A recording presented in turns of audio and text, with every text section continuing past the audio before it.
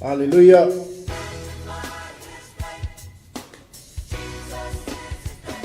Praise the Lord. Hallelujah. Talofa lava.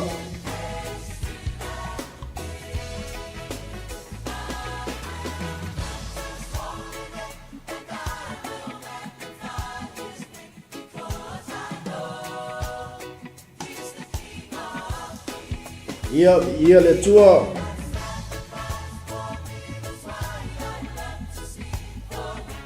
Te whalofa na whaatalofa atu tātou ainga nei fo i vaenga le aso ia. Manai o le manava ngā luenga. Malo le soifua muia, malo fo le ngā lulue le nei aso. Ia, tātou te whaamanuina lava le suafa silisili o lo tātou tua. Ia, ilona tausinga ia te tātou. Ia o tātou whenga iai fo i tū te mawhaiwa le nei aso leo tātou iai le manava o ngā luenga. Ia, o se whaamalo. Ia i lātou sa ngafa mga luenga o tū te mawhaiwa le nei aso, ai mai se fōi. Ia i lātou o lo whengai ma le whatu ainga tausi, so se maota ma so se lawa, i ia le atua.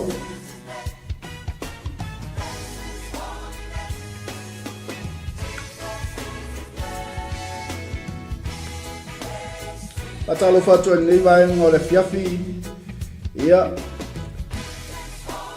lepe a inga pati whaftai mahu ta mai leo so ia J. Brown, malone se fuamanuia, atalo whatu fo i tatu au nanga le MANAI podcast network, le uso au auna ia 𝚗𝗚𝚅𝚢𝚑𝚝, whaftai mahu ta mai, sunga whawhengainga ia tīmaunga, whaungseve, malone se fuamanuia, malo fo i le ngā lulue nei aso, atalo whatu fo i le apostolo, to ina ia le tinu malo whaumfulu, tai a popo, Malo whaftai mahu ta mai. Atalo whatu fo i le uso au auna ia sarona vayanga. Malo fo i le ngā lulue ia o iai ngā tunu. Ia wase manui o ainga. Rosemary Sam whaftai mahu ta mai. Whamanuia le tua i le ainga. Atalo whatu fo i le tofine i le tala lei te o. Ia whamai le mose ia po tofine fo ia whatu atua. Whaftai tele mahu ta mai. Sister tau alai, whaftai, whamanuia fo i le tua nai tu o le ainga, ma tātou ngā luenga le lofu tu noa. E whatalofa atu ia te oe le nei vaenga o le uli, ia le tātou nanga Global Kingdom TV, ia a whenga iai fo i ma lava singa o le nei aso, mai lava le oso e le la, ia sa ia pa ia mai nei taini tolu su ma le valu minute lea ua, te aile tu lai wha i te tono o te ronei. Malo le ngā lulue, malo fo il whatotoa, malo le onsai, ia wai el tantanunga, ia elei lawa se ngaluenga elei tof te whonga aia.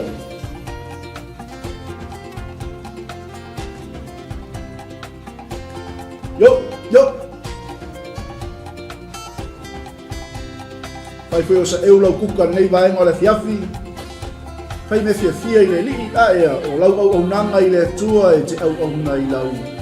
Se sae ma lau balusanga, e te auna i lau kuka o lau whai, e te auna ia i le tautua ina o ainga, so se tangata e te anga le lei ai, au ni ngalo ia te oe o lau tautua nai le tua whemeli tato au tu nei vaenga le aso. A mio le lei, maawa i tangata uma aia. Yo!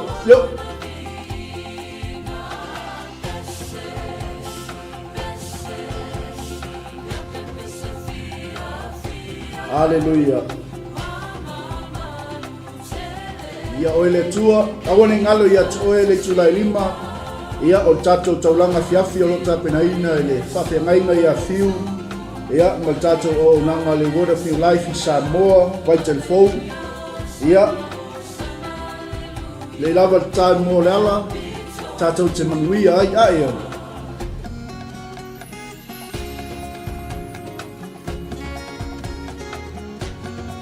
Atalofa atu Oliver Tela, whaftai mahu ta mai. Atalofa atu fo i le atali a Bob fo le ana. Atalofa atu fo i la whatalainga tamoa, misilosi yone. Whaftai mahu ta mai Joseph Sefo, whamuia le tua.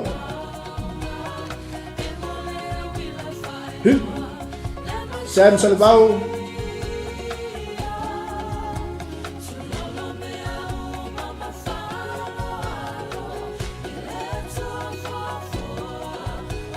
Ia o ia lava na mua I whaaro no mai a te tātou, na ia tō mai anu tū palapala mo tātou, lea na ia ofo ina mai ai lo nā lopele, e whai mataulanga, e whai matoniola, ia mo tātou ainga aia.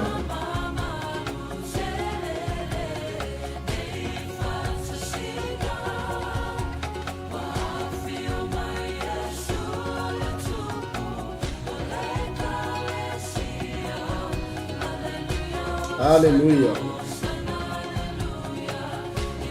Manai o manava o GALUEGA na ua sila mai tātou tusi ne fiafi. Ia, e te mau o momo PETERU lom tau koe lua, lom whai po 5 ngai 5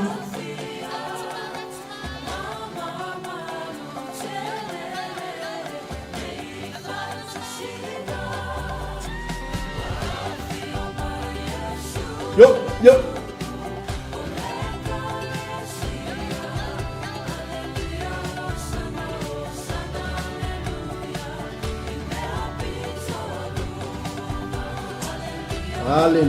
Hallelujah.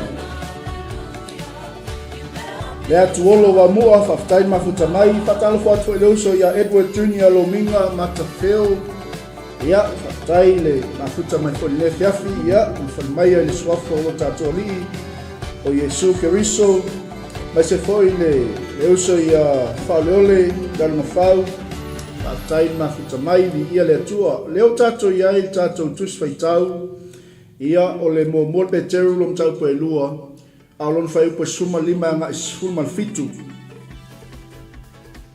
Whamet whai upo 5 mo tātou a wawa whina ngalo le atua ina ia o tau wa mio le lei ia I uai ina whaalolongo le valea o tangata pō liuli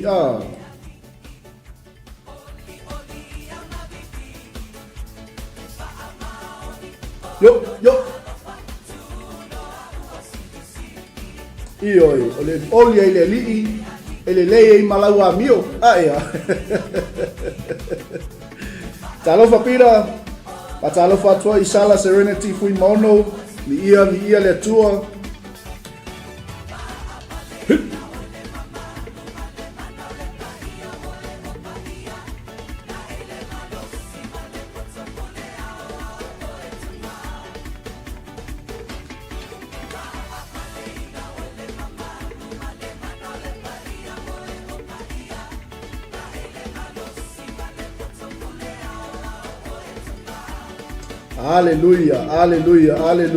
Hallelujah.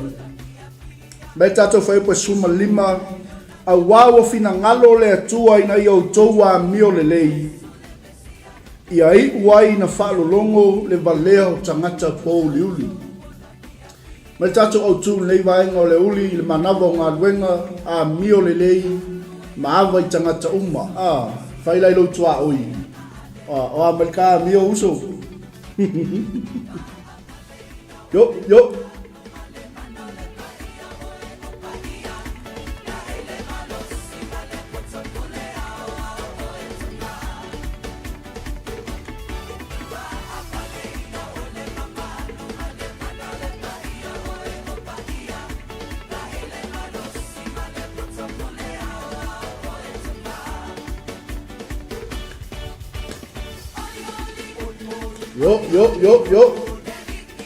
Ioi, whai o loo whapena, ia ona iai fo I kuka o nea fiafi, oli lava I le atua, ia maltatou whamalosi o le manai o MANAVA o GALUEGA, whai mai ua whina ngalo le atua ina ia o tau wa mio le lei.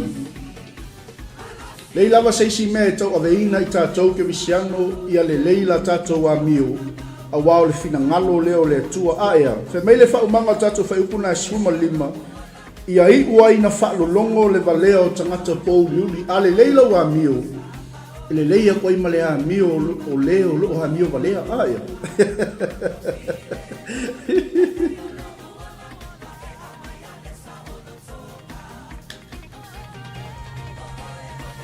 Yo.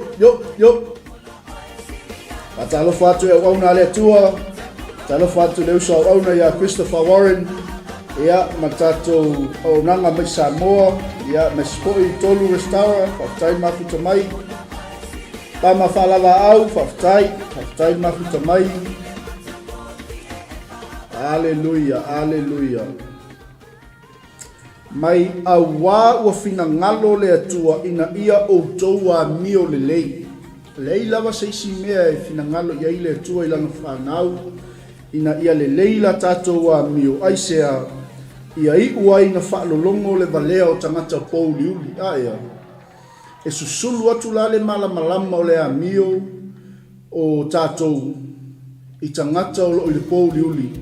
Male va leo tangata uma. Pe ale leila tatou wa mio aia. Pe on tatou iai le fiafi le manai o le manava o ngaluenga. A mio le lei maava i tangata uma. Mai leo fai po suma le onu. Pei o e saoloto. Ai awana i fai le saolotonga mau fiufi o le loto le anga. Aia wha pei o au na le atua. Aleluia.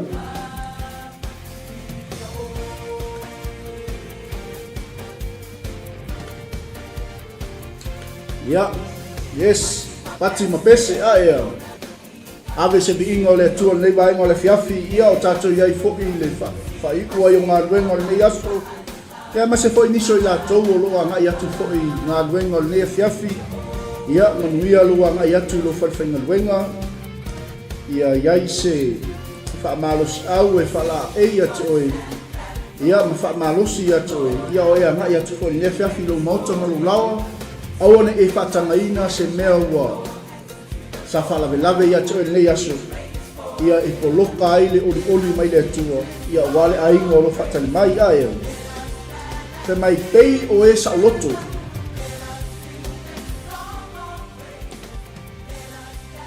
Te mai pei o e saoloto. Ai awane i whai le saolotonga mau fiufi o le loto le anga. A ia whaapei o au na le atua.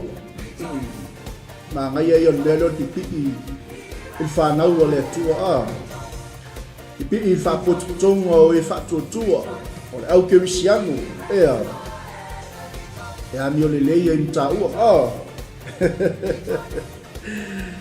i ia le atua mai ia le leila tatou amio pei o e ua saoloto ai awane avea le saolotonga mau fiufi o le loto pala mau fiufi o le loto le anga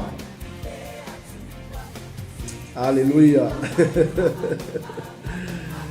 Mai la fionga le atua a ia whaapei o au na le atua amene a so e sa ugo ale whaogo se au na le atua ea so e se atalii po se afafino le atua e te whaogo iai e le leia i laua mio whaapei o i latou. Aleluia.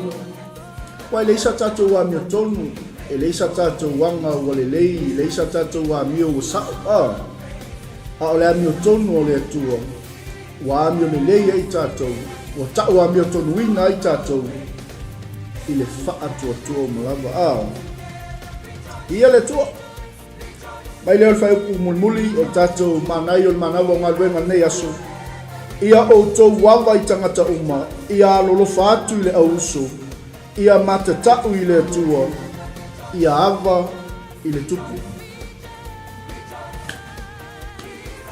Aleluia.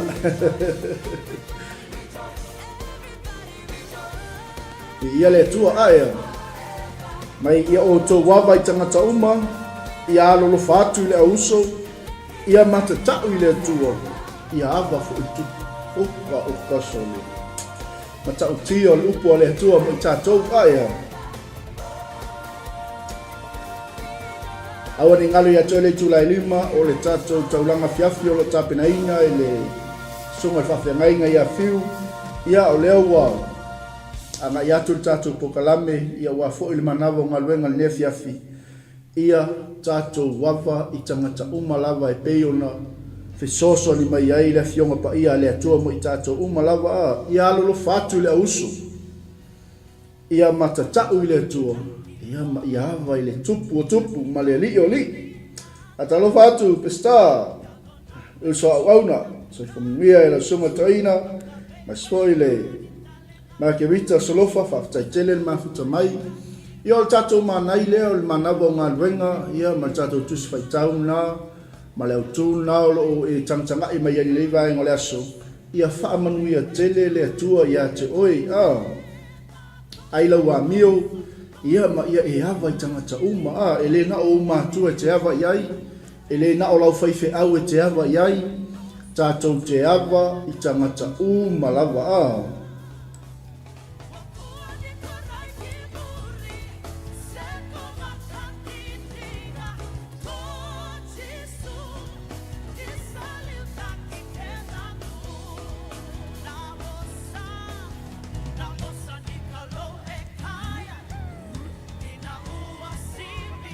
Hallelujah.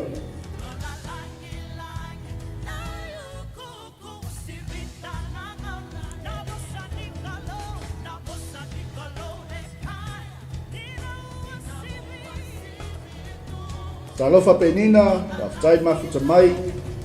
Talofa atihoi mawha ione, whaftai mafuta mai tina.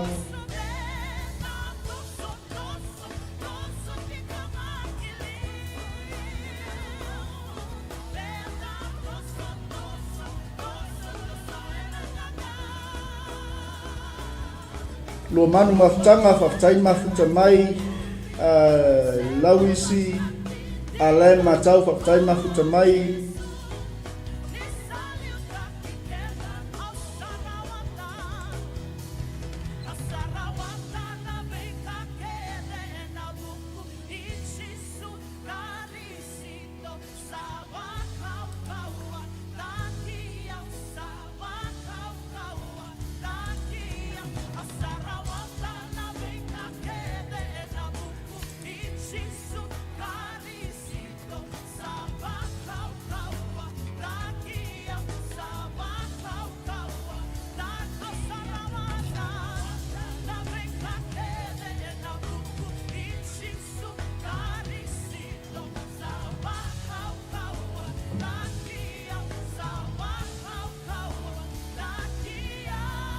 Fatalofatu finau, fatalofatu tiloma, whamanuia le tua, whapula loau, whaftai mafuta mai.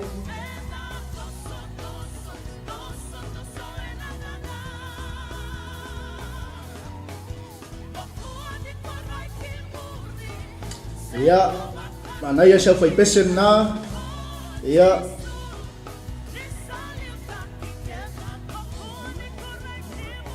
whaftai tele lava, whamanuia le tua, ia le whai unga o fuafuanga o 𝚟𝚑𝚘𝚎 e mese foi, ia o le manawa o ngā ruenga le lewa inga le fiafi, ia whamanuia tele le tua, tau le tulai lima, ia o le angai atuai le tatou taulanga fiafi, ia e pei o nei iai o tapena ina masaunia e le sunga i whawhiangainga, ia whiu walesi.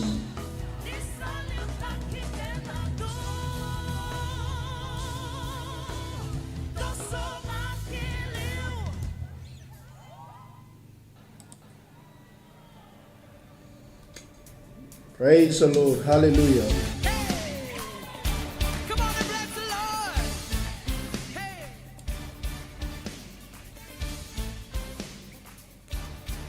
Tell somebody bless the Lord.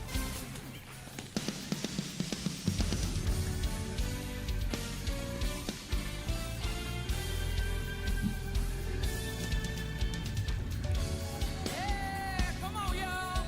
There you go. Sway to the left and right. Hey, hey, hey, hey, hey.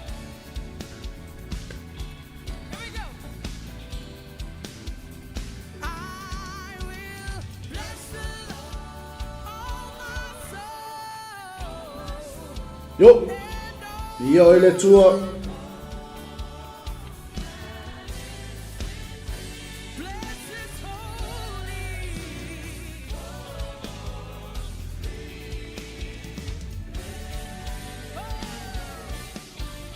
Come on and say, and I will bless the Lord, oh my soul, and oh yeah.